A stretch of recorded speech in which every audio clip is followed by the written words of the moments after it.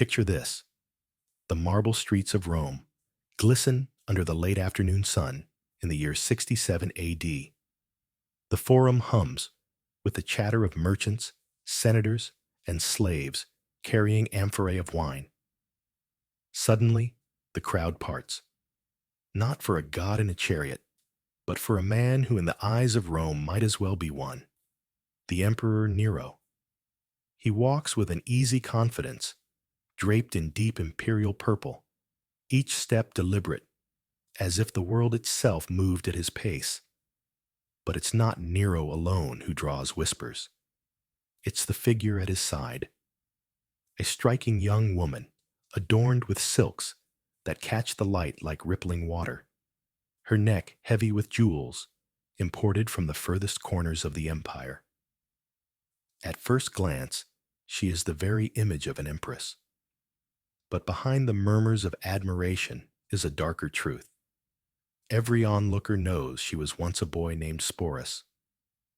And what Nero did to him was not a love story, but one of the most chilling examples of power's capacity for cruelty, a deliberate act of remolding a human being into an object of obsession. Before we step into this descent, remember, what you're about to hear is not mere gossip from a decadent court. This is a story about how absolute power can twist grief into delusion and desire into possession. It is about how one boy's identity was erased and replaced, and how his life became a performance for the most dangerous audience imaginable, an emperor who believed he could command not just the living, but the very shape of reality. But to understand Sporus's fate, we must first understand the man who became the architect of his tragedy. Nero was not born a monster. In the early days of his reign, Rome saw him as a beacon of possibility. Ascending the throne at only 16, he was young, charismatic, and eager to win the love of the people. Taxes were lowered, public games and theater performances multiplied, and for a moment, it seemed the empire might enter a new golden age. Yet, as Rome has shown us time and again, absolute power does not reveal character. It distorts it. By 65 AD, something had broken in Nero's mind. Perhaps it was the constant hum of paranoia. Every senator, every general, every courtier, potentially a dagger in the dark.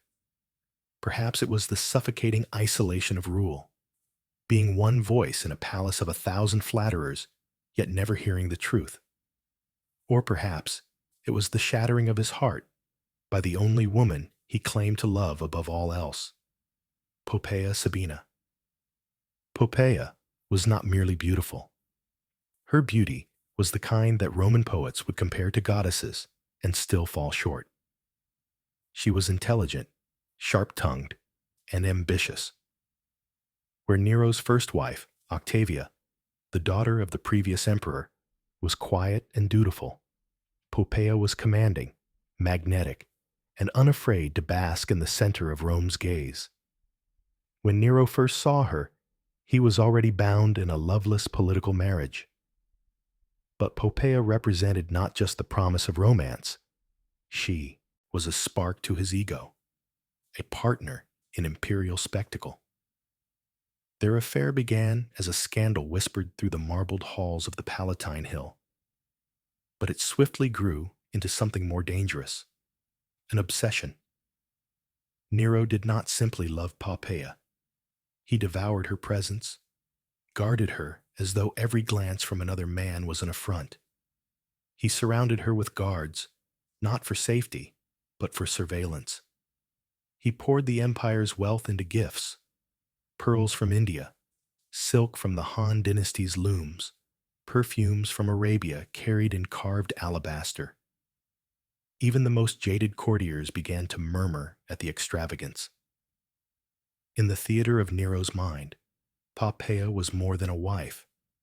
She was a living emblem of his grandeur, a mirror reflecting his glory. He divorced Octavia in a move that stunned Rome, married Poppaea in a ceremony of unprecedented splendor and filled the palace with her likeness in marble, paint, and ivory. Every portrait was a declaration. This is the woman who defines me. Yet Poppaea was not a passive figure in this drama. She used her influence shrewdly, advancing her family's interests and building alliances. She understood that Nero's obsession was both her greatest weapon and her greatest threat. Unlike most in the imperial court, she dared to argue with him, to challenge him on matters of policy, even to mock his artistic ambitions when they fell short. In a world where speaking against the emperor could mean death, this was a dangerous kind of courage. And then came the day when defiance turned fatal. The accounts differ. Some say the quarrel was over Nero's lateness returning from the chariot races. Others that it was his vanity as an actor. What they agree on is this: Poppaea was pregnant, and in the heat of the argument, she accused him of caring more for his image than his family. Something inside Nero snapped. Whether it was a single violent blow or a sustained assault, it ended with Poppaea on the marble floor, fatally injured. Within hours, both she and the unborn child were gone. It is hard to picture the stillness that must have filled the palace after. This man, who commanded armies, who could extinguish lives with a gesture, had destroyed the only person who mattered to him, and he had done it with his own hands. That was the moment Nero began to lose his grip on reality. Grief, in the mind of an emperor, is a dangerous thing. For Nero, it did not manifest in the way ordinary men mourn. There were no quiet vigils, no prayers whispered in the dark. Instead, the death of Poppaea became an obsession, a wound he refused to let heal, a void he was determined to fill, even if it meant bending the world to his will. In the days following her death, the imperial palace was transformed into a shrine. Poppaea's body was embalmed in the rarest spices, the air thick with the scent of cinnamon and myrrh imported from the edges of the known world. Her image appeared everywhere, in gold-etched mosaics, in marble busts carved overnight by trembling sculptors, in frescoes that turned entire walls into scenes of her laughter and grace. Nero declared a state funeral unlike anything Rome had seen. Senators in spotless togas marched in solemn procession, their faces masks of reverence, though many whispered behind closed doors about the madness of it all. The streets were lined with citizens clutching flowers, unsure if their tears were genuine or merely survival. The pyre was built high enough to rival the temples, flames licking at the sky as if trying to carry her spirit to the gods themselves. And yet, for Nero, none of it was enough. The spectacle could not touch the hollow ache in his chest. He began speaking of Poppaea as though she were still alive, issuing orders in her name and dining beside an empty chair draped with her favorite silks. His musicians were commanded to compose new songs praising her beauty. Poets were forced to recite verses as if she might walk through the palace doors at any moment. Then came the whispers, quiet at first, then louder. The emperor had begun searching for someone, not just any companion, but someone who could bring Poppaea back to him. And in the crowded, dangerous world of the imperial court, there are always those eager to please. That's when Nero's gaze fell upon a young boy named Sporus. Sporus was beautiful in a way that made people pause, a delicate, almost ethereal beauty that defied the rougher edges of Roman masculinity. His features were fine, his skin pale, his movements graceful. To Nero's grief-clouded mind, he was not simply a boy. He was the living echo of Poppaea. The decision came swiftly and without hesitation. Sporus would be remade, not courted, not seduced, remade. Nero ordered that the boy be taken into the palace, and from that moment forward, his fate was sealed. The transformation began with the removal of his manhood, an act both brutal and symbolic. Rome had seen cruelty before, but this was something different, a calculated erasure of identity. In the eyes of the law, Sporus could no longer be considered a man. In the eyes of Nero, he was becoming something else entirely. The court was stunned. Some watched in silent horror. Others, ever pragmatic, adjusted their smiles and prepared to greet the new Poppaea. They dressed Sporus in the silks of an empress, adorned him with jewels once worn by the late wife, and taught him the gestures, posture, and speech patterns that would make the illusion complete. To the outside world, it was madness wrapped in ceremony. Nero staged a public wedding to Sporus, complete with a dowry, a bridal veil, and a ring. Senators were forced to attend, standing in their white togas as the emperor vowed himself to this reconstructed vision of his lost love. Trumpets blared, crowds cheered, or pretended to, because no one dared do otherwise. In that moment, Sporus ceased to exist as himself. He became, in the eyes of the most powerful man in the empire, the resurrected Poppaea. But behind the painted lips and jeweled hairpins was still a boy, trapped, silenced, and stripped of everything that had once been his own. And as Rome watched this strange union unfold, they knew they were witnessing not just a scandal, but the unraveling of an emperor's mind. Life inside the imperial palace was a theater, and for Sporus, every day was a performance he could not refuse. From the moment he awoke, attendants swarmed around him, adjusting his hair into the intricate braids Poppaea had once worn, fastening the heavy gold necklaces that dug into his collarbone, draping him in robes dyed in the deep purples reserved for royalty. Every step, every gesture, every glance was rehearsed, measured, and compared against the ghost of a woman long dead. To Nero, Sporus was not a person with his own thoughts and desires. He was an artifact, a breathing relic of his lost love. The emperor's gaze lingered on him with an unsettling mixture of tenderness and possession, as though he had succeeded in cheating death itself. He would call Sporus "my Poppaea" in public, his voice thick with satisfaction, while ignoring the boy's eyes, which betrayed a silent plea that no one dared answer. Outside the palace walls, Rome whispered. In the markets, over cups of watered wine, the people spoke of the emperor's madness in tones just low enough to avoid the ears of informers. Senators, already wary of Nero's volatility, now saw his marriage to Sporus as proof that the emperor had descended into dangerous delusion. But none could challenge him openly, not when his wrath was so quick and his power absolute. Within the court, Sporus was both elevated and imprisoned. He dined beside the emperor during lavish feasts, where roasted peacocks and gilded figs were served on silver platters, yet he could not speak freely. He walked in processions, his face veiled like a proper Roman bride, yet each step was a reminder of the chains he wore in plain sight.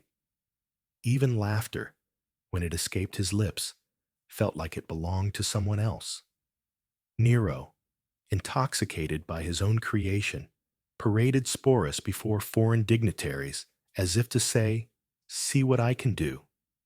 See how I can reshape the world to my will." And the dignitaries, bound by diplomacy and fear, would bow and offer gifts, all the while avoiding each other's eyes. But behind the opulence and forced smiles lay a constant undercurrent of danger. Nero's favor was as fickle as the wind. One moment he would shower Sporus with jewels, the next he might fly into a rage over some imagined slight.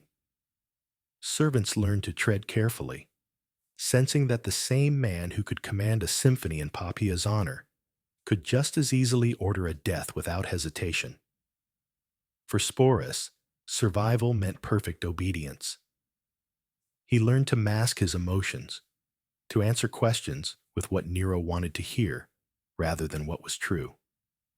He became adept at listening without reacting, at being present without being himself. It was a kind of living death, a slow erosion of the person he had once been. And yet, there were moments, small, fleeting moments, when the mask slipped. Late at night, alone in his chamber, Sporus would stare into the polished bronze mirror, searching for the boy he used to know. Sometimes, he thought he saw him, hidden behind the painted lips and powdered skin, and the sight would fill him with a grief as deep as Nero's, but without the madness to consume it. Because Sporus knew something the emperor could not bear to face. No matter how tightly Nero clung to his illusion, the dead do not return. By the year 68 AD, the cracks in Nero's empire were no longer whispers. They were open wounds. Revolt simmered in the provinces. The treasury, once overflowing with the spoils of conquest, had been drained by the emperor's extravagance. Golden palaces, theatrical productions, and endless displays of vanity. The Praetorian Guard, the very soldiers sworn to protect him, were restless, their loyalty slipping away like sand through open fingers.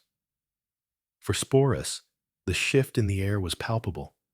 The grand banquets grew smaller, the laughter more forced. Nero's temper, always unpredictable, became sharper, his paranoia more consuming. He saw betrayal in every shadow, imagined conspiracies in every corner of the palace. Servants were dismissed or executed without warning, their crimes whispered only after their bodies were gone. Still, the charade continued. Nero would summon Sporus to appear at his side during public gatherings, draping him in silks and gold, presenting him as the Empress reborn. The crowds, once awestruck, now looked on with thinly veiled contempt. Rome was weary of spectacle. The empire needed stability, not pageantry, and the man on the throne seemed increasingly incapable of delivering it. Then came the news that changed everything. The governor of Gaul, Gaius Julius Vindex, had openly rebelled. His call to arms was clear. Nero was unfit to rule. The uprising spread like wildfire, and soon even Rome's elite began to hedge their bets, quietly preparing for the emperor's downfall. Sporus watched the man who had stolen his identity begin to unravel. Nero paced the marble halls at night, speaking to shadows, clutching at his lyre as if music alone could silence the chaos outside. There were moments when he seemed to forget Sporus entirely, only to summon him hours later in a feverish burst of obsession, demanding that he sit beside him, speak to him, remind him of the life they were both pretending to live. The palace became a prison, in a more literal sense. Armed guards stood at every entrance, not just to keep intruders out, but to keep those inside from fleeing. Sporus's gilded captivity tightened, the walls closing in as the city beyond prepared for blood. When Galba, the governor of Hispania, declared himself emperor, the balance tipped. The Senate turned against Nero. The Praetorian Guard, sensing the winds change, abandoned their oaths. In the space of days, the man who had once commanded the world's largest empire found himself utterly alone. Nero fled the palace, taking only a handful of loyal companions, and Sporus. Even in his final moments of power, Nero could not bear to part with the illusion he had created. Sporus rode beside him, veiled and silent, as they slipped through the streets under cover of darkness. The people they passed did not cheer. Some spat. Others simply turned away.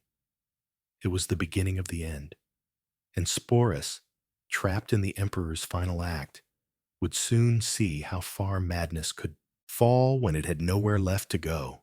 They reached a villa on the outskirts of Rome, the estate of one of Nero's few remaining allies.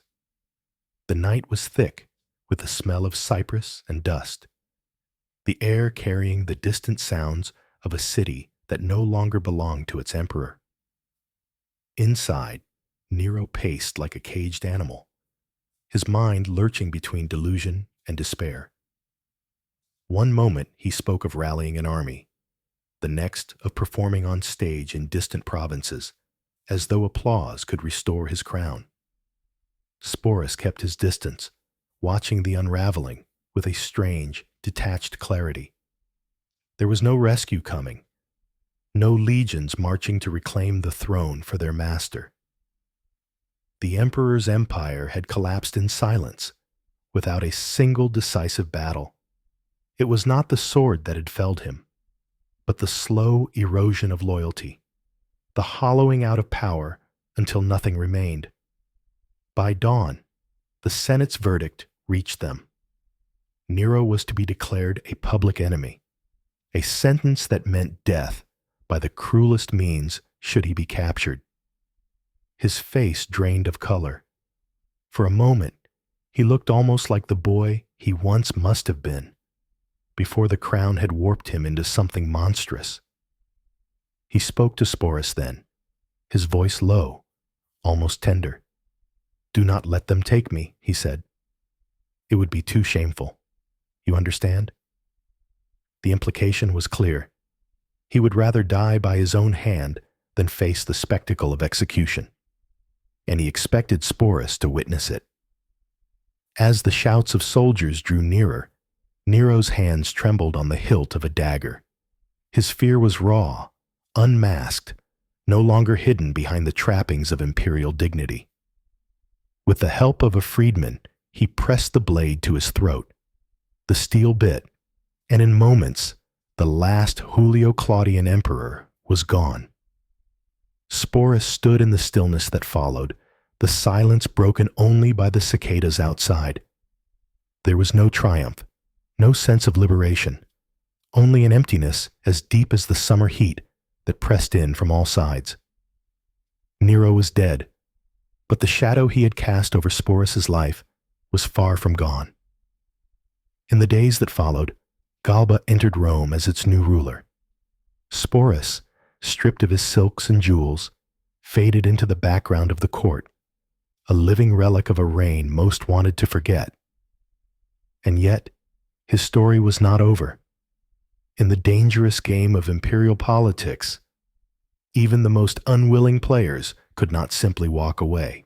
Galba's reign was brief, a brittle bridge between one tyrant and the next. But in the shifting sands of Rome's politics, Sporus remained a strange, valuable token, a living reminder of Nero's madness, yet also a curiosity too intriguing to discard. Otho, one of Nero's former allies, and now a rising contender for power, was quick to claim him. To Otho, Sporus was more than just an ornament. He was a trophy, proof of his closeness to the fallen emperor, and a symbol he could flaunt to those who still mourned Nero's reign.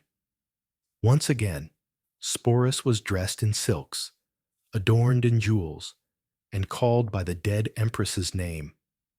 The performance continued, but Otho's reign lasted barely 3 months before he too was gone, driven to suicide after defeat in battle.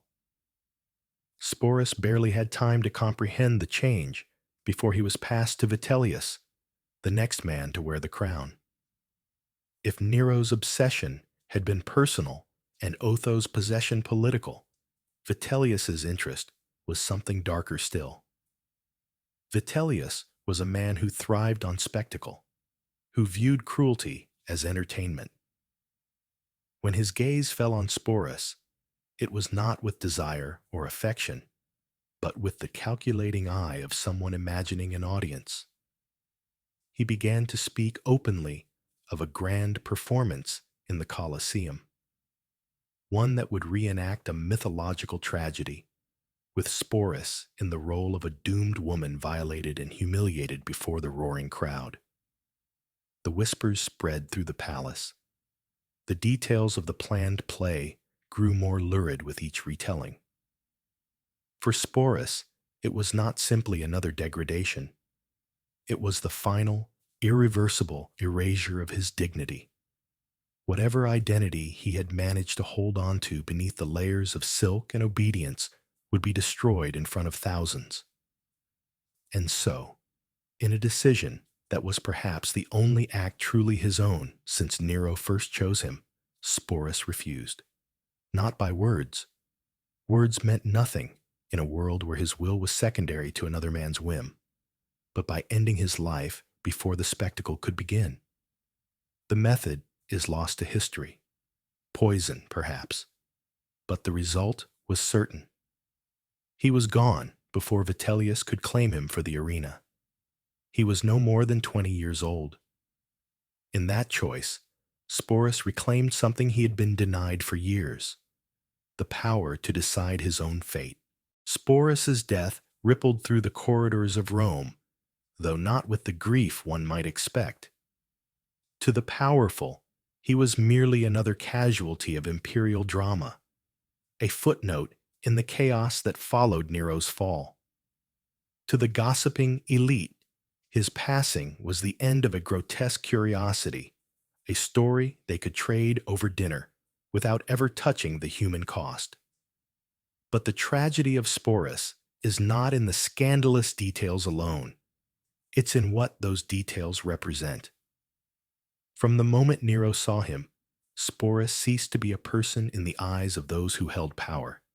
He became an idea, a projection, a living ghost of a woman long dead. Every silk garment, every jeweled crown, every whisper of Sabina was not meant for him. It was meant for the fantasy he had been forced to embody. And yet, somewhere inside that performance, there must have remained a fragment of the boy he once was. We will never know what he dreamed of before Nero's gaze found him. We will never know his favorite food, the sound of his laughter, the small human details that make a person real. History preserved only the role, not the man. By choosing death, Sporus shattered that role once and for all. He denied Vitellius his final humiliation, refused to let the performance consume him entirely. In the cold arithmetic of survival, it was the only freedom left to him. 2,000 years later, his name still flickers at the edge of Roman history, mentioned not as a cautionary tale of cruelty and control, but too often as an oddity, a strange relic of Nero's decadence. But perhaps we can remember him differently, not just as the boy forced to become an empress, but as a human being whose last act was to reclaim the smallest piece of himself. In the shadow of empires, even the faintest spark of defiance can outlive the conquerors. Picture the Colosseum on the morning Sporus was meant to be paraded before the crowd, the sun just beginning to burn off the mist, the smell of dust and oil lamps, thousands of voices, hungry for spectacle, chanting for blood or humiliation. It didn't matter which, as long as it entertained. Somewhere behind those walls, Sporus would have been waiting. Perhaps he could hear the roar of the crowd, muffled but relentless. Perhaps he could smell the iron tang of the sand, already stained from the morning's games. He knew what was coming. There would be no escape, no mercy, no dignity left if he stepped into that arena. And so, he didn't. The poison, whether smuggled in by a sympathetic hand or taken from his own stores, was quick. a final act that required more courage than the spectacle could ever demand. In that moment, he was no longer Nero's Sabina, no longer a pawn to be traded between emperors, no longer a prize, a curiosity, a prop in someone else's theater. He was simply Sporus. And for the first time in years, the choice was his. When the attendants found him, they found not the Empress of Rome, not the echo of Poppaea, but a young man who refused to let the empire write the last line of his story. The crowd never got its entertainment that day. History never got its final grotesque scene. And that, perhaps more than anything, is why Sporus's defiance still matters. Sporus's name barely makes a footnote in most Roman histories. To the ancient writers, he was just another curiosity of Nero's madness, an oddity to prove how far an emperor could fall. But if you strip away the marble statues and golden halls, you see something rawer, truer, a teenager whose life was stolen, reshaped, and paraded as a fantasy for the most powerful man in the world, yet who still found the strength to take back the one thing no emperor could control: his choice to end it. It's easy to read about emperors, battles, and empires as if they're stories about gods and legends. But every great empire is built on the backs of real people. People like Sporus, whose stories are often lost, distorted, or buried because they don't fit the glorious narrative. And maybe that's why his story lingers, because it reminds us that behind every title, behind every piece of history polished for display, there's a messy human truth. And sometimes, that truth is more powerful than the empire itself. So next time you hear about Nero, don't just think of the tyrant who fiddled while Rome burned. Remember the boy who became an empress against his will, the boy who survived years of unimaginable control, and who, when faced with his final humiliation, chose to leave the stage on his own terms. Because in the end, Sporus didn't belong to Rome or to Nero. He belonged to himself.